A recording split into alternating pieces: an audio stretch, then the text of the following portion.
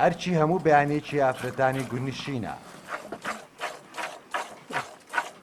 لە سەرەتای مانگی ڕەشەمێدان بەفری نوێ بۆتە میوانی گوندەکەیان. ئافرەتان کەمتر لە چوارچێوەی ماڵەکانیان دەردەکەون وەک هەر ڕۆژێک سەرقاڵی ئامادەکاری خوان دەبن.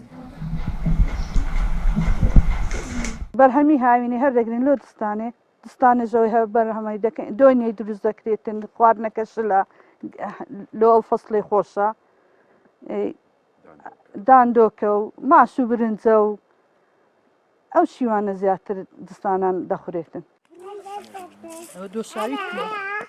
لە گوندی ڕستەی دەڤەری باڵەکایەتی لە پاڵ ئەرچی زۆری ڕۆژانە و شەکەتی سڕ و سەرمای بەفربارین پەیوەندی کۆمەڵایەتەکان هێشتا بە گەرمی ماون.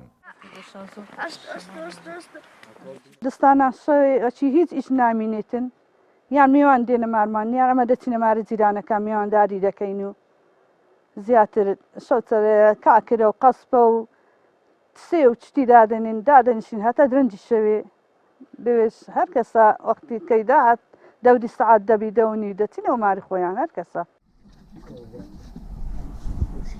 لێرە کاری ئافرەتان تااقەت پڕوکێن دەردەکەوێت بەڵام پیاوانیان پێماندووترن و هەز دەکەی لە سۆزی هاوبەشیەوە ئەو پێزانینەیان بۆ پیاوان هەبێت و پیاوانیش لێرە پێچەوانە دەبینن.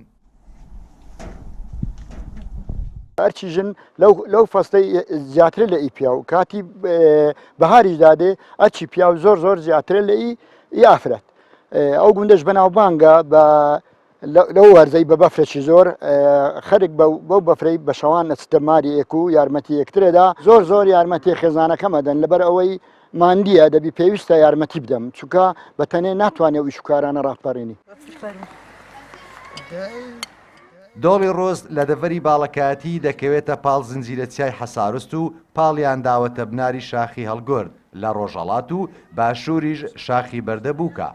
لێرە زستان تەواو کاری خۆی دەکات و بە درێژایی وەرزەکە بە فرمیوانیان دەبێت و ئەمە ژیانی ڕۆژانەی ئەم وەرزەی دانیشتوانی ئێرەیە. تەیفور محەممەد کوردستان 24 گوندی ڕۆز دەڤەری باڵەکایەتی.